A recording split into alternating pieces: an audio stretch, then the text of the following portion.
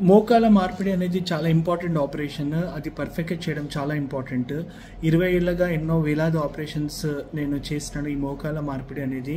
ఈ 20 ఏళ్ల తర్వాత నేను నేర్చుకున్నది ఏందనంటే నేను ఇప్పుడు బేసికల్లీ నేను 15 సంవత్సరాలు, 13 సంవత్సరాలు, 14 సంవత్సరాలు, 16 సంవత్సరాల క్రితం ఎవరికైతే మోకాల మార్పిడి చేసినానో వాళ్ళు తిరిగి వస్తున్నారు.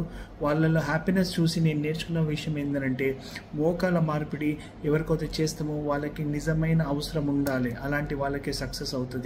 ఇది ఎలాంటి వాళ్ళంటే probably grade 3 and grade 4 osteo arthritis అలాంటి వాళ్ళకి చాలా ఇంపార్టెంట్గా ఈ మోకాల మార్పిడి పనిచేస్తుంది.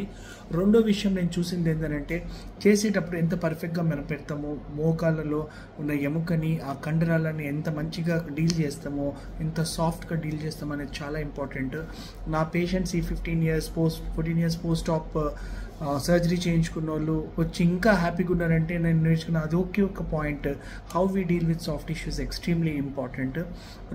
మూడో విషయం ఏంటంటే వేసే ఇంప్లాంట్ మంచి ఫారెన్ ఉండాలి, బెటర్ ఇంప్లాంట్ ఉండాలి, సిమెంటింగ్ అప్పుడు అంతా కరెక్ట్గా ఉండాలి, ఆపరేషన్ తర్వాత కూడా ఇన్ఫెక్షన్ రాకుండా మనం చాలా ట్రై చేయాలి.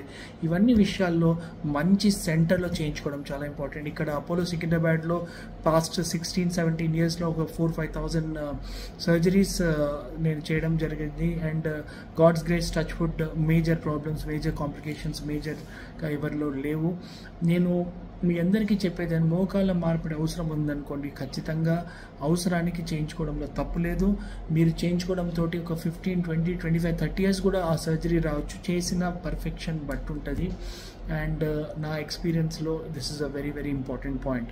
సో మీకు ఎవరికన్నా మోకాళ్ళ మీకు తెలిసిన వాళ్ళకి మోకాళ్ళ నొప్పులు ఉన్నాయి, తుంటి నొప్పులు ఉన్నాయి, షోల్డర్ ప్రాబ్లమ్స్, ఎవరికైనా ఏదైనా వేరే ఆర్థోపెడిక్ ప్రాబ్లమ్స్ ఉంటే నేను ఎల్లప్పుడూ ఉంటాను ఇక్కడ అపోలో సికింద్రాబాద్లో. మీ డాక్టర్ మిథున్ ఆచి.